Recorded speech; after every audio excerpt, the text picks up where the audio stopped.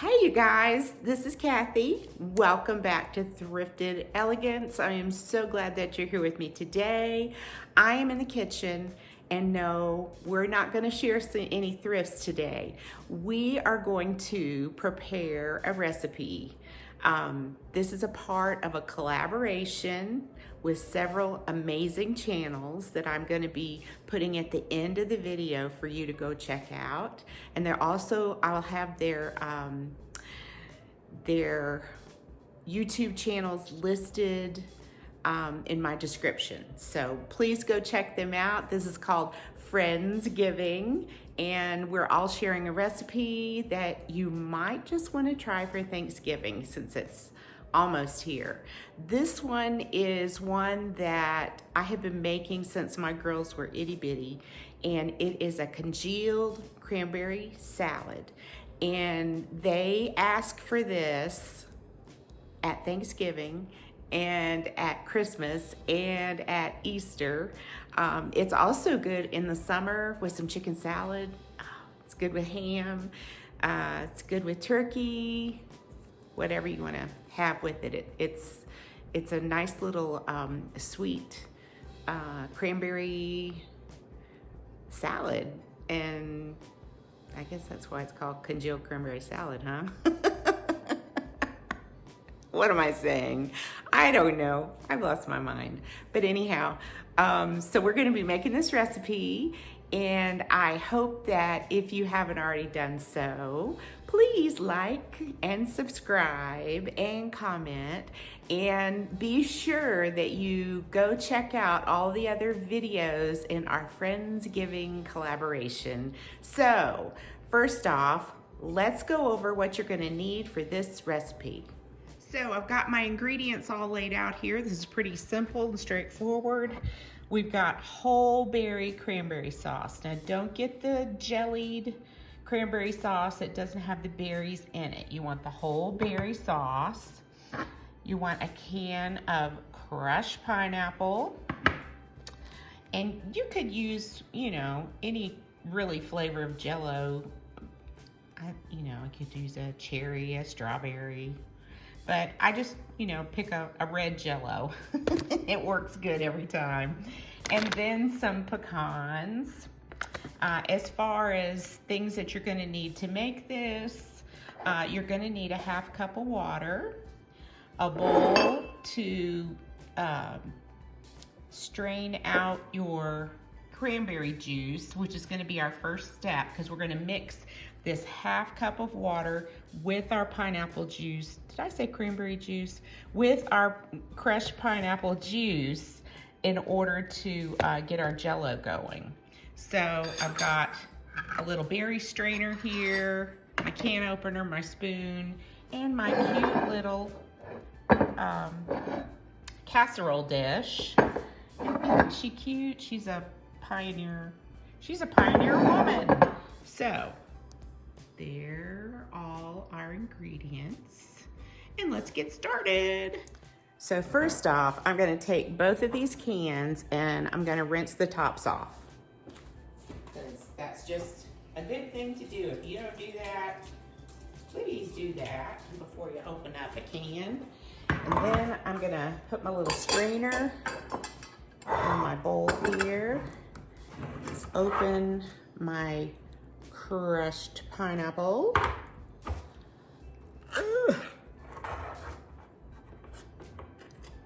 And I'm gonna put that in there.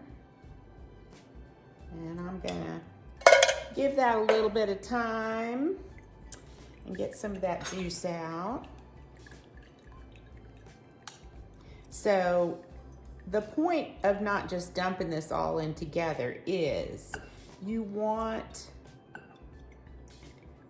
to be able to mix this in with your gelatin, with your Jell-O, so that you've got your base, because you want to get that all dissolved. And I like to use the pineapple juice instead of just using the water. And there's no point in having this crushed pineapple and not using this yummy juice.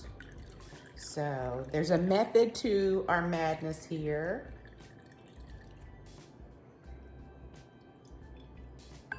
Wow, and that gave me quite a bit of juice. So in the past, I've made this and put more water in it, but I like it, you know, kind of firm, but I don't want it just straight up jello. And also there's, you know, there's some gelatin in the cranberry sauce. The whole berry cranberry sauce. Okay. So I think that's looking pretty good. So what I'm gonna do is I'm gonna get a half a cup of water. I'm gonna put it in this bowl and then we're gonna pop it in the microwave. So let me do that. So you can hear, I've got that in the microwave. I put a little less than half a cup because it seemed like I had quite a bit of juice in that crushed pineapple. So I am nuking it in the microwave. I put it in for 2 minutes. It's probably too much, but when I pour my Jell-O into my container, I want it to really dissolve well, because if it does not dissolve well, you're gonna have these little granules in the bottom of your cranberry salad, and that's not very appetizing. So we're gonna give that a little bit more time in the microwave, and then we're on to the next step. All right, so I'm gonna take, now I've got the large, the family size Jell-O, so that's what I usually use. And we're gonna pour that into our dish, making a mess over here. And then I've got my water pineapple juice mixture. It does seem good and hot, so we're gonna pour that in. Pretty color. And then we're just gonna stir it, stir it, stir it. And I won't bore you with the stirring. When this gets good and dissolved, I'll be back with you. All right, we are back. I have been stirring this for a couple minutes, and you just wanna make sure that you get all the gelatin off the sides of your dish. And when you put that spoon down in the bottom, you shouldn't hear any little crunchies because the sugar's all dissolved. It's like when you when you put sugar in your tea, you don't want your sugar in the bottom. You want to stir it until it gets all dissolved. All right, I think that looks pretty good. Now, we're gonna open up our whole berry cranberry sauce and put that in. And I don't have an electric can opener. Is that still a thing? I hate those things, but I have the most amazing can opener if you want a tip for today. My mom turned me onto these. These are Kuhn Rikon Swiss design. I think they're made in Germany. You can get them on Amazon. They are the absolute best can opener. So Kuhn Rikon, I'm not sure how you say that anyway, but they are amazing, and I never get frustrated when I'm using my little can opener. So we're gonna put our whole berry cranberry sauce in here. Oops, little spill. Iris, you wanna come and get this little spill, baby girl? That is my puppy, Iris. Well, I'll show her at the end. Oh, here she comes. You wanna come? Look, you wanna get the spill? She usually is right under my feet whenever I'm cooking. So I think I'm gonna get a fork out of here to smush up these clumps. And you just wanna make sure it's all incorporated. So we're just smushing up some clumps. You're not into the cranberry stuff, honey? Okay. All right.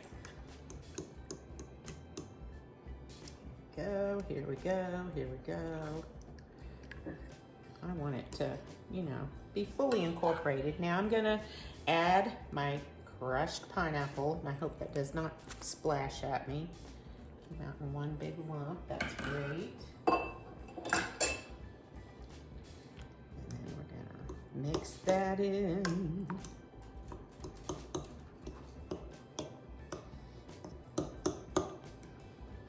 And the thing about this recipe that I like, besides it's delicious, is that you can make this the day before and pop it in the fridge and it's ready to go.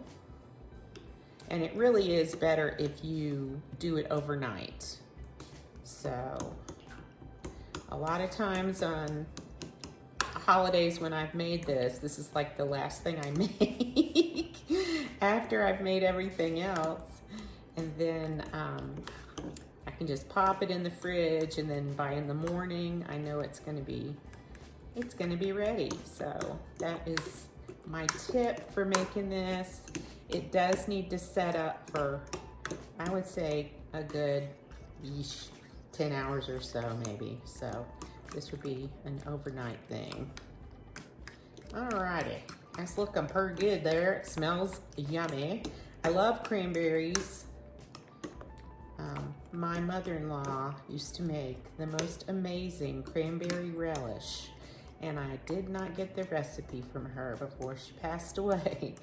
And she made it every Thanksgiving out of fresh cranberries. It was so yummy. Okay, friends, now I'm gonna go rinse my hands, and then I bought halves of pecans instead of pieces, so I gotta chop those up a little bit, and then we'll have it ready. Oh, Iris just said hi. I just eyeball this. I don't measure it. I like pecans in it. I think it absolutely makes it fantastic. So, you know, whatever you think that is, 3/4 of a cup. I don't know if that's a cup or not.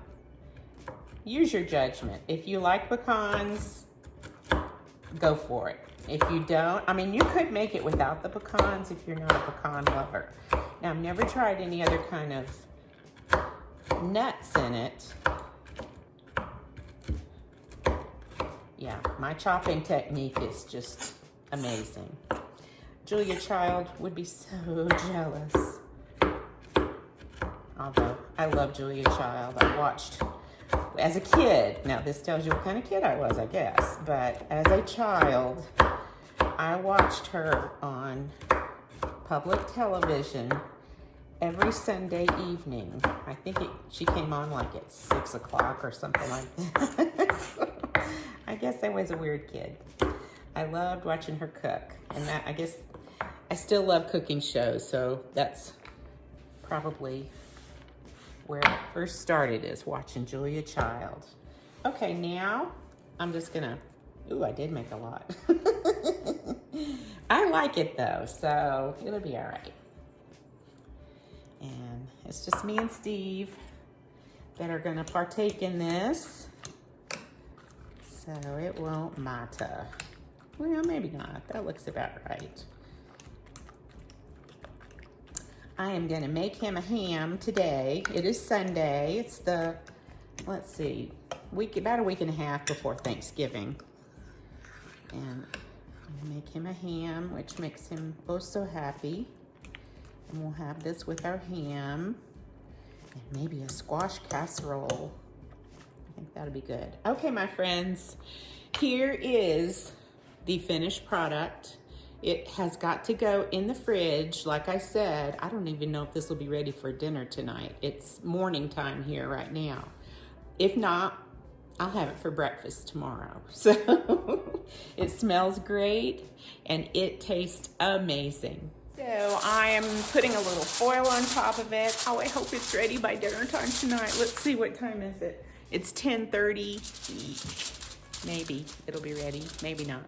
So I thank you so much. Oh, Iris wants to say hi. Come here, Iris. I thank you so much for watching. my video for Friendsgiving. And I hope you try this recipe because really it's easy and it's good and you can make it the day before. And Iris is sending you lots of big kisses. And she's gonna be a year old in about 2 weeks. So we're so excited. Mwah! Please go check out all the other videos for Friendsgiving. And I'll be back with another thrifting / how I styled it video because I've been working on Christmas decorations. So hopefully you'll come back and check that out. All right, friends, I'm sending you big hugs and I'm getting lots of kisses, and I will see you later. Bye-bye, y'all.